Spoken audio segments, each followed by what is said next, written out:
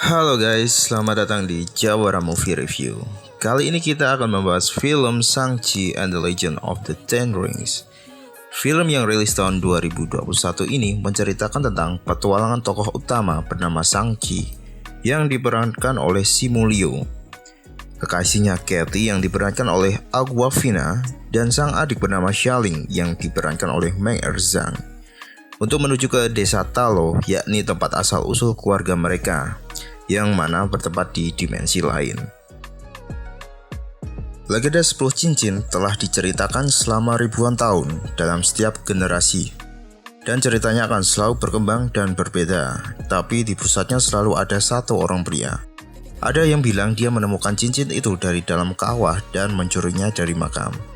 Cincin ini memberinya kekuatan Tuhan dan berkah kehidupan abadi. Ia memakai cincin itu untuk kebaikan, tapi yang ia inginkan hanya kekuatan. Dia menyebut pasukannya 10 cincin atau The Ten Rings. Selama berabad-abad, mereka menyebar ke setiap penjuru dunia. Mereka bergerak dalam bayangan, menggulingkan pemerintahan dan merubah alur sejarah. Dia mengejar uang dan kekuasaan selama 1000 tahun, tapi dia masih ingin lebih. Ia bertanya tentang desa Talo.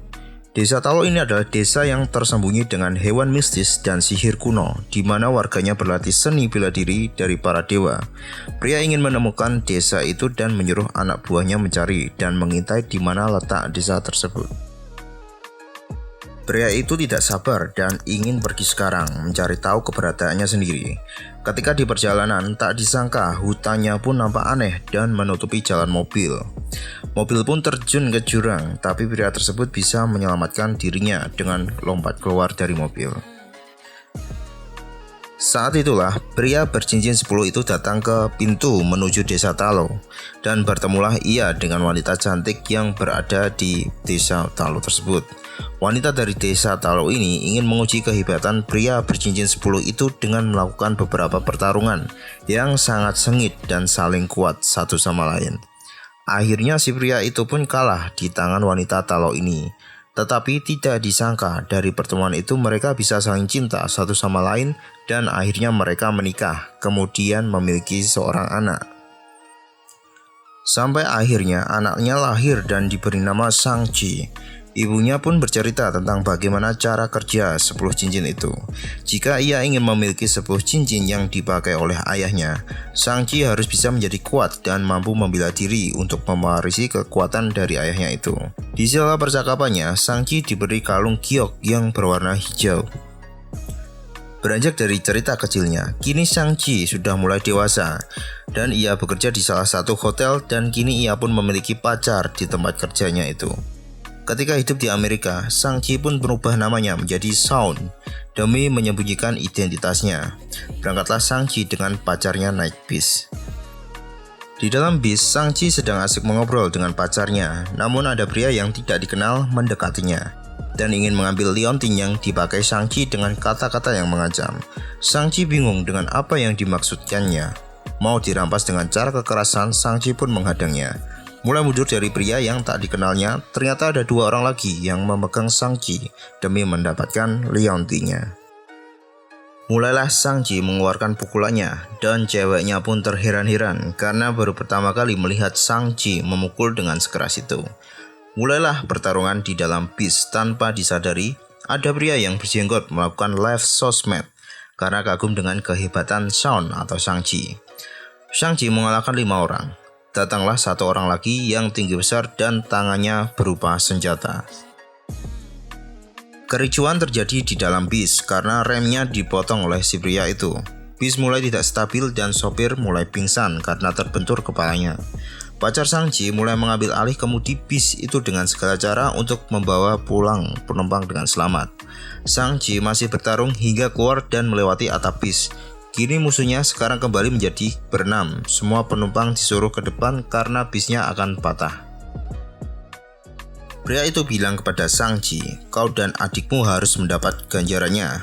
Bis patah dan pacar Shang-Chi menabrak semua apa yang ada di depannya. Akhirnya bisa memberhentikan bis itu dengan selamat. Tanpa disadari, liontin Shang-Chi sudah diambil pria itu. Pacarnya Shang-Chi heran Dan ada apa dengan dirinya? Bergemaslah ia dan ingin pergi ke Makau. Wanita ini marah sambil keluar kamar Shang-Chi dan ingin mendengar penjelasannya di pesawat. Artinya si wanita ingin pergi bersamanya. Di dalam pesawat, ia menceritakan semuanya kepada wanita yang dicintainya, bahwa ia harus bekerja keras dan berlatih bela diri dari pagi ke pagi, dan ia dijadikan sebagai seorang pembunuh yang diinginkan oleh ayahnya semenjak ibunya meninggal. Mereka berdua sampai di Makau untuk menemui adiknya. Tibalah ia di sanggar pertarungan dan di dalam lift Shang-Chi disuruh menandatangani berkas yang tak tahu apa itu. Setelah sampai di ruang pertarungan, ia disambut oleh laki-laki yang menyebut Shang-Chi pria bis. Banyak sesuatu hal yang menakjubkan di dalam ruangan itu. Shang-Chi melihat ke pertandingan yang aneh. Ada seorang pria bertanding dengan monster besar, dan pria yang merangkulnya itu nyeletuk, "Kau pun akan bertarung di sana?" Dan Shang-Chi kaget. Pria itu pun jawab, "Kau sudah menandatangani sebuah perjanjian tadi di lift." Naik ke tribun pertandingan, dan ternyata siapa yang menjadi musuhnya ialah Xiangling, yang ternyata adik perempuannya sendiri. Langsung menyerang tanpa berkata-kata, Shang-Chi mencoba menenangkan amarah adiknya itu, menendang dengan keras tanpa hentinya penuh dendam yang ada di pikirannya. Shang-Chi tak mau melawan adiknya, dan di tengah pertandingan ia terdiam sejenak mengingat perkataan Shang-Chi yang hanya pergi meninggalkannya cuma 3 hari, tetapi kakaknya itu berbohong, dan dendamlah ia sampai sebegitunya, mulai memukul lagi sampai Shang-Chi jatuh pingsan. Xialing dan Shang-Chi akhirnya ngobrol berdua. Xialing menanyakan apa tujuan Shang-Chi datang ke sini, karena anak buah dari ayahnya datang menemuinya karena khawatir pada adiknya. Ia pun menyusul ke Makau, mengambil liontin Ko, kata Shang-Chi. Dan tanpa menutup kemungkinan, mereka pun akan mengambil liontin yang dikenakan Xialing. Ada kegaduhan yang dilakukan oleh anak buah ayahnya. Dengan teganya, Xialing kabur lewat pintu darurat dan meninggalkan kakaknya. Dengan cara yang ekstrim, Shang-Chi memecahkan jendela untuk kabur dan membawa pacarnya itu. Pertarungan hebat dimulai lagi di luar gedung. Entah apa tujuan mereka, pada liontin yang dikenakan Shang-Chi sudah didapatkannya. Pacar Shang-Chi ikut terlibat dan didoronglah ia untuk jatuh. Shang-Chi bisa menangkapnya, diseranglah melalui atas lagi, dilepaskannya tangan si cewek, dan kemudian ditangkaplah oleh Xialing. Xialing kembali dan membantu kakaknya. Shang-Chi bertanya, "Kenapa kau kembali?" "Biar kau tahu rasanya bagaimana ditinggal," ujar Xialing. Ada pria bertopeng yang berhasil mengambil liontin. Xialing lari dengan kencang dan dikejar oleh Shang-Chi. Ada helikopter yang menunggunya, masih dihadang keras dengan Shang-Chi. Ia pun ingin membunuh pria itu, tetapi ayahnya tiba-tiba datang dan menepuk bahu Shang-Chi karena bersyukur bisa bertemu dengan anak-anaknya lagi. Dibawa mereka pulang ke rumah. Semua orang yang berada di istana ayahnya pun memberikan hormat kepadanya. Setelah beristirahat dan makan bersama, sang ayah menceritakan semuanya dari awal. Ia bertemu dengan ibunya sampai Shang-Chi lahir dan mempunyai adik. Begitu besar cinta sang ayah pada ibunya. Setelah berbincang panjang, ia menceritakan tentang desa Talo dan percaya bahwa ibunya belum meninggal. Ia hanya dikurung oleh kaumnya di suatu tempat, tetapi anaknya pun tak yakin dengan perkataan ayahnya, dan diambillah liontin dari keduanya diterapkan ke mata naga. Tiba-tiba air keluar dari patung itu. Ayah Shang-Chi menjelaskan masuk ke desa Talo tidak mudah, harus melewati hutan dan labirin yang bergerak, dan itu pun hanya terbuka 1 tahun sekali. Mereka sudah bersiap untuk berperang. Pasukan sebanyak mungkin sudah disiapkan ayahnya untuk masuk ke desa itu. Untuk menyelamatkan istrinya, ia mengatakan seperti itu. Tetapi anak-anaknya tak berpihak kepadanya karena ayahnya mengancam akan menghancurkan desa itu. Demi cintanya kepada istri, siapapun yang menghalangi pria bercincin 10 itu akan melawannya. Masih terdengar jelas suara yang memanggil pria itu seolah itu adalah istrinya. Kini Xialing, Shang-Chi dan perempuan itu dikurung di bawah tanah dan membicarakan apa benar apa yang dibicarakan oleh ayahnya, bahwa ibu mereka masih hidup.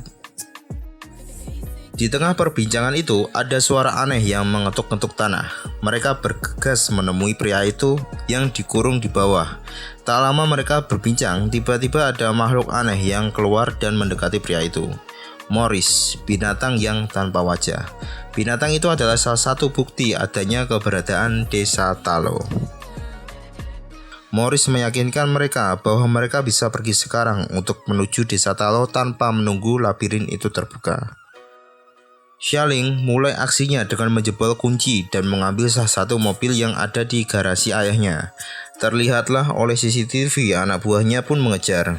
Mulai ada penyerangan dengan motor, tetapi Xialing dan Shang-Chi yang jago bela diri itu bisa mengatasinya. Ketika ingin keluar, ada akses sidik jari, dan dengan mudahnya mereka menyergap anak buah di dalam mobil dan mengambil sidik jari. Lalu dibuanglah ia dari mobil. Kini mereka sudah berada di depan labirin, dan Morris lah yang memberikan petunjuk untuk mereka lolos. Tidak semudah itu mereka lolos, mulailah masuk ke dalam hutan. Kaito pun disuruh tancap gas karena hutan mulai tertutup dan tak tahu arah. Morris pun bilang belok kiri. Masih aman melaju sangat kencang, tetap dalam kantong pria itu, dan memandu belok kanan terus ke kiri. Harus melaju dengan cepat karena labirin tertutup dengan cepat. Akhirnya mereka keluar dan melihat air terjun di depannya. Melajulah dengan perlahan, sebuah keajaiban mulai terjadi. Air terjun yang dilewatinya berubah menjadi pelan, dan tibalah mereka di desa Talo. Disambut dengan heran karena ada beberapa hewan yang aneh berkeliaran di sekitar mereka. Disambut dengan tidak enak oleh warga Talo karena mereka takut pendatang baru menghancurkan desa itu.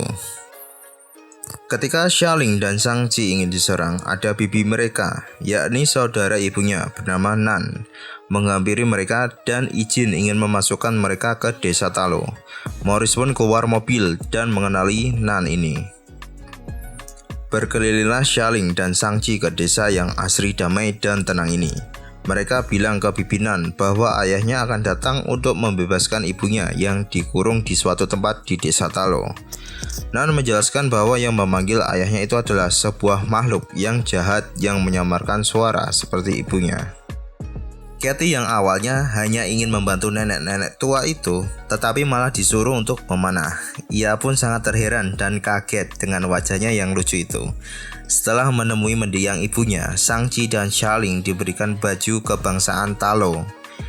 Melalui bibinan, semuanya pun bersiap dan bergegas seolah akan ada peperangan yang hebat. Xialing, Shang-Chi dan Katie pun terus berlatih hingga waktunya tiba. Shang-Chi berlatih dengan bibi Nan untuk berupaya mengalahkan ayahnya yang memiliki 10 cincin hebat di tangannya. Bibi Nan mengeluarkan semua tenaga dan kehebatannya demi melatih Shang-Chi. Ayahnya tertunduk gelisah dan mengingat terus semua memori tentang istrinya. Hingga pasukannya pun siap. Mereka akan berangkat ketika fajar tiba. Di dalam lamunan, Shang-Chi mengingat kejadian malam itu. Malam di mana mereka melihat ibunya dibunuh oleh pria-pria itu. Saat itu, ayahnya mulai murka dan memakai 10 cincin untuk menghampiri berandalan itu di sebuah klub. Mereka melakukan pertengkaran hebat dan membunuh satu persatu pria itu di depan Shang-Chi. Setelah Shang-Chi beranjak mulai remaja, ia disuruh membunuh orang yang bertanggung jawab atas kematian ibunya. Itulah sekilas lamunan malam Shang-Chi sebelum perang. Pasukan siap. Ayahnya dan banyak puluhan prajurit siap merobohkan dinding The Dark Gate. Penyerangan dimulai. Semuanya menghadang pasukan ayahnya untuk mendekati Dark Gate. Untuk mengalihkan warga Talo, ayahnya menyuruh untuk memperkeruh suasana yang ada di bawah. Ia pergi bergegas menuju gerbang itu. Sebelum berada di gerbang itu, ia pun ke kuil berdoa di depan foto istrinya, disusul oleh Shang-Chi. "Apakah kau ingin menghadangku?" ujar ayahnya. Shang-Chi mencoba menyadarkan ayahnya bahwa yang selalu memanggilnya adalah bukan mendiang ibunya. Ayahnya pun memberontak dan mengajak Shang-Chi bertarung sampai akhirnya Shang-Chi terjatuh. Ayahnya lari ke gerbang Dark Gate dan memukul gerbang itu sekuat tenaga menggunakan 10 cincin. Hingga akhirnya roboh parah. Monster akhirnya keluar untuk mengambil para roh manusia untuk mengeluarkan dan mengumpulkan semua kekuatannya. Suasana menjadi sangat rumit dan Shang-Chi tidak kelihatan sama sekali karena pukulan dari ayahnya itu. Dia pun tenggelam hingga mendengarkan perkataan ibunya bahwa di dirinya menyatu dengan sebuah naga. Setelah ia sadar, Shang-Chi melihat ada naga yang mengeluarkannya dari air dan menungganginya. Xia Ling tercengang dan lega melihat kakaknya selamat dengan menunggangi naga tersebut. Turunlah ia dan menemui ayahnya bersiap untuk melawan pria bercincin 10 walaupun itu ayahnya sendiri. Serangan pertama dilakukan oleh ayahnya tanpa memikirkan bahwa itu adalah darah dagingnya sendiri. Ia hanya berambisi untuk menyelamatkan istrinya yang dianggapnya berada di dalam Dark Cave. Morris sangat cemas melihat kawannya tergeletak dan menghampiri pria itu, dan ternyata ia masih hidup dan bilang itu hanya acting. Morris, kau pun ikut pura-pura acting. Kini Shang-Chi mulai bisa mengendalikan 10 cincin yang diserangkannya kepada dia oleh ayahnya sendiri. Ayahnya pun kaget melihat ia bisa mengendalikan dengan mudah. Akhirnya ayah Shang-Chi tewas, disusullah oleh Xia Ling dengan menunggangi naga dan melihat monster besar itu menuju ke desa. Xia Ling melihat ayahnya yang tewas dan bersedih atas kejadian ini, tetapi mereka harus tetap fokus menyelamatkan para warga. Sejenak mereka melihat kekalahan monster iblis itu tenggelam, lalu diberikanlah tambahan roh dari anak buahnya. Ia semakin kuat dan menyerang balik naga yang ditunggangi Xia Ling dan Shang-Chi. Jangan sampai The Dweller in the Darkness mengambil roh naga itu. Jika semua itu terjadi, ia menjadi tidak terkalahkan oleh siapapun. Namun pria itu dibunuh oleh makhluk tersebut dan tewas. Kini Kathy pun bergegas untuk melakukan apa yang dikatakan oleh Pak Tua tersebut. Akhirnya makhluk itu tewas terkena panah di bagian lehernya dan mulai tak berdaya. Shang-Chi bergilir untuk melanjutkan misinya. Mulai dipancing ke bawah air lagi makhluk tersebut dan mulai lengah. Shang-Chi menaiki tubuhnya semua kekuatan dan mulai menguasai 10 cincin itu hingga membunuh The Dweller in the Darkness, dan akhirnya Shang-Chi mampu membunuhnya. Xia Ling dan Shang-Chi akhirnya selamat dan menyelamatkan desa Talo dari kehancuran. Walaupun keadaannya sudah banyak yang tewas karena The Dweller in the Darkness, namun ending yang sangat membahagiakan. Oke, itulah ringkasan dari alur cerita Shang-Chi and the Legend of the Ten Rings. Semoga kalian terhibur dan nantikan video kami selanjutnya. See you!